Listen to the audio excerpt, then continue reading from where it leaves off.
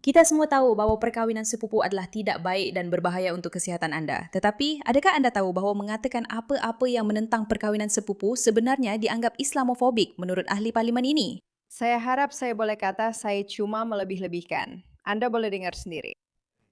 Terdapat risiko kesihatan yang telah didokumentkan berkaitan perkahwinan sepupu pertama. Dan saya setuju ini adalah satu isu. Memang ada. Ini adalah isu yang memerlukan kesedaran yang lebih meluas.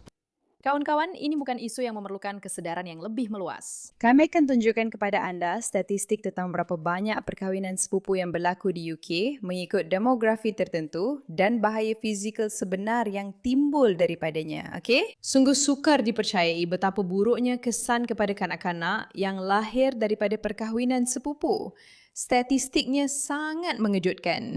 Ia bukan sahaja buruk untuk kesihatan anda, ia benar-benar mengejutkan. Oh ya, selamat datang ke The Pushback. Saya Mira K, host anda. Kami sedang menentang golongan yang mahu memusnahkan negara-negara barat yang sangat kita sayangi. Dan jika anda perasan perkara ini sedang berlaku, selamat datang. Anda telah jumpa kelompok anda. Jadi, pastikan anda melanggan saluran ini untuk mempromosikan video ini dan memberitahu orang ramai tentang apa yang kami lakukan di sini. Kerana, ya, anda telah jumpa kelompok anda. Ujian keperawanan, perkahwinan paksa dan kebebasan wanita. Perkahwinan paksa mesti dicegah dan kebebasan wanita mesti dilindungi. Dia hampir tersasul dengan berkata, kebebasan wanita mesti dicegah. Tersasul Freudian nampaknya sayang, kadang-kadang memang begitu. Namun, Cara untuk membetulkan perkara ini bukanlah dengan memberi kuasa kepada negara untuk melarang orang dewasa berkahwin sesama sendiri, terutamanya kerana saya tidak fikir ia akan berkesan atau boleh dikuatkuasakan. Sebaliknya, perkara ini perlu didekati sebagai isu kesedaran kesihatan dan isu budaya di mana wanita dipaksa berkahwin tanpa kerelaan mereka. saya minta maaf. Jadi awak kata di UK, sesiapa sahaja yang bersuara menentang Islam akan disekat. Jawapannya bukanlah untuk menjadikan perkahwinan yang sah di sisi undang-undang sesuatu yang bermasalah. Jawapannya adalah untuk membantu mereka menyesuaikan diri dari segi budaya. Adakah awak sudah hilang akal? Apa yang sebenarnya awak katakan, Iqbal Muhammad, yang tak bagaimana telah menjadi ahli parlimen? Awak kata, jangan campur tangan, biarkan kami teruskan cara kami dan kami akan memanipulasi awak supaya menerimanya. Tetapi manipulasi itu tidak berakhir di situ. Ia hanya menjadi semakin teruk. Dalam melakukannya adalah penting untuk mengakui bahawa bagi ramai orang, ini adalah isu yang sangat sensitif. Dan dalam membincangkannya, kita harus cuba meletakkan diri kita dalam situasi mereka yang mungkin bukan dari budaya yang sama dengan kita untuk lebih memahami mengapa amalan ini terus berleluasa.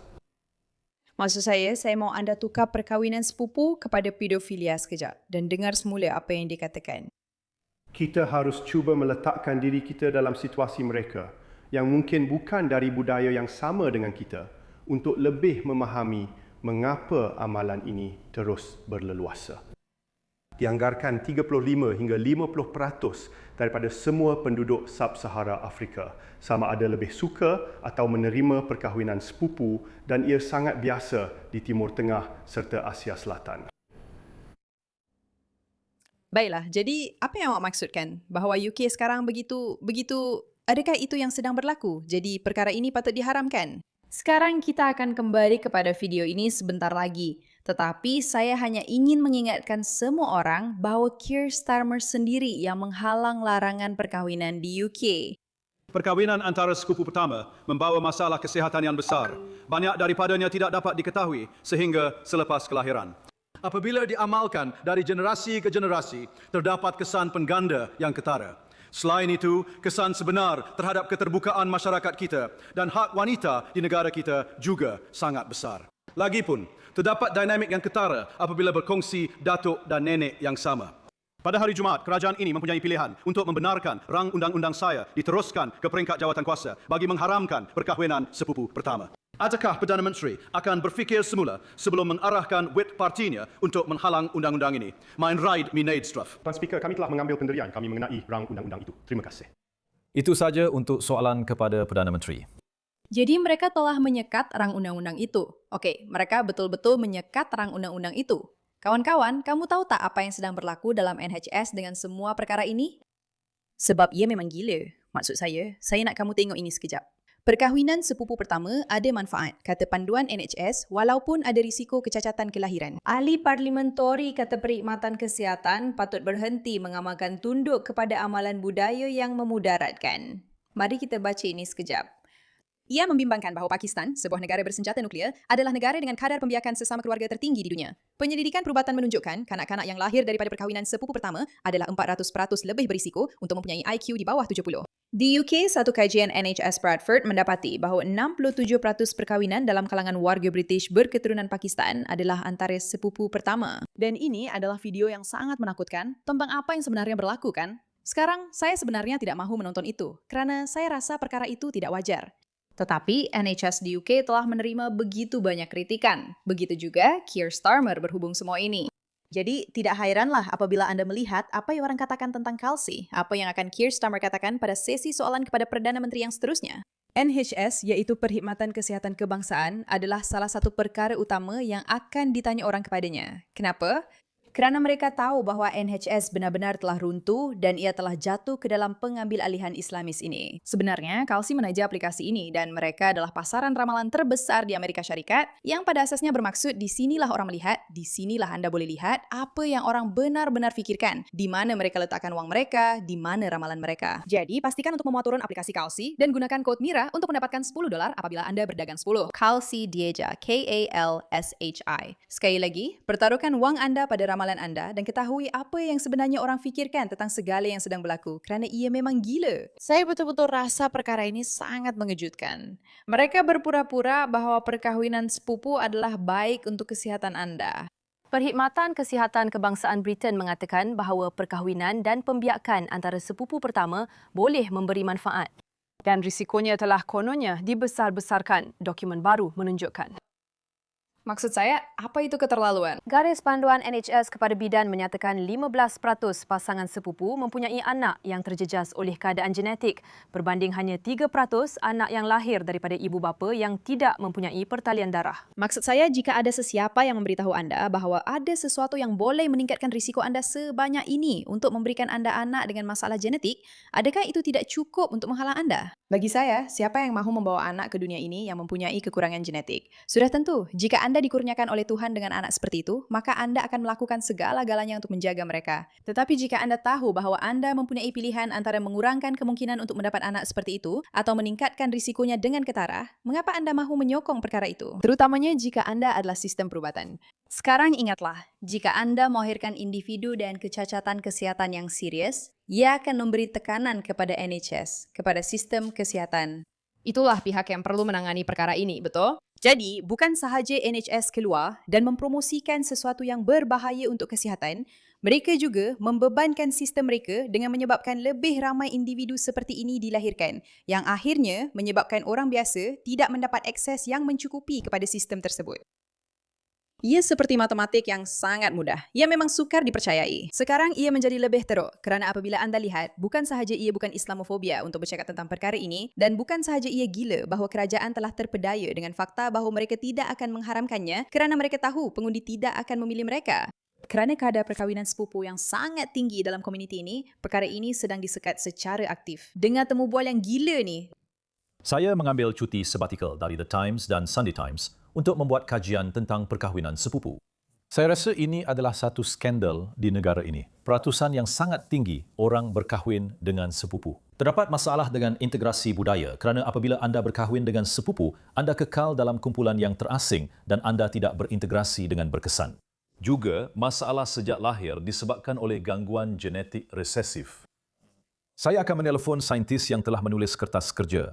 Saya tidak akan mendapat panggilan balas. Mereka bimbang untuk bercakap, takut untuk menyatakan pendapat mereka kerana ia melibatkan komuniti Pakistan secara majoriti.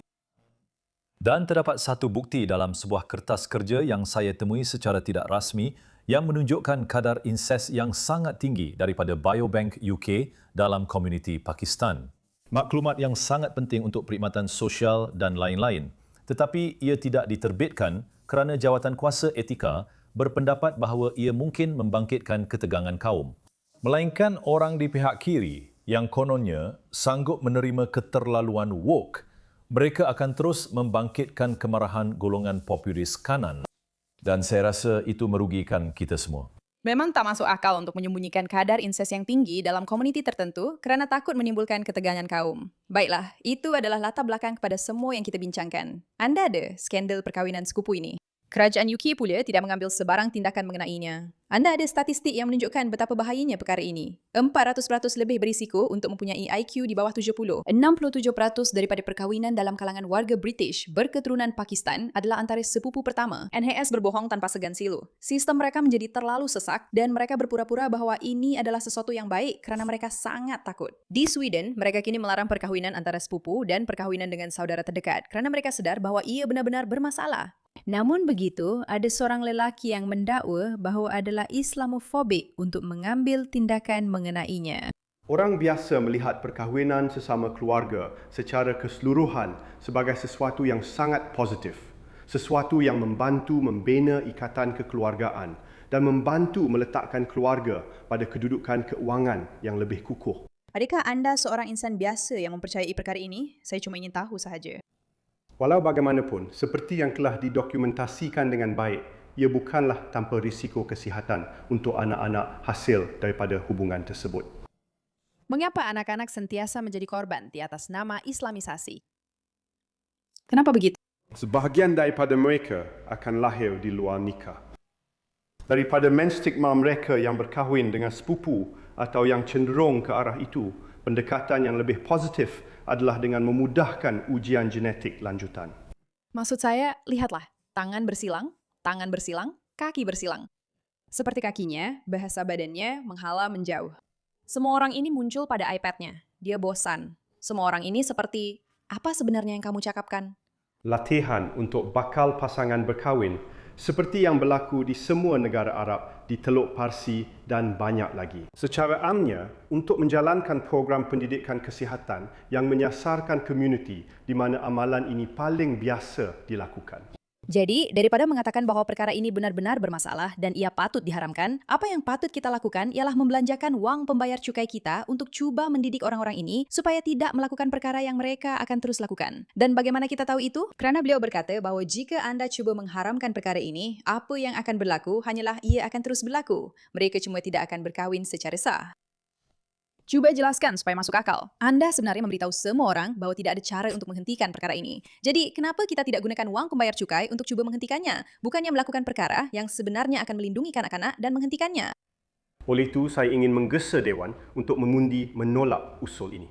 Dan untuk mencari pendekatan yang lebih positif dalam menangani isu-isu yang disebabkan oleh perkahwinan sepupu pertama, termasuk kesihatan, risiko kesihatan dan akibat konflik moden, serta perpindahan penduduk di seluruh dunia.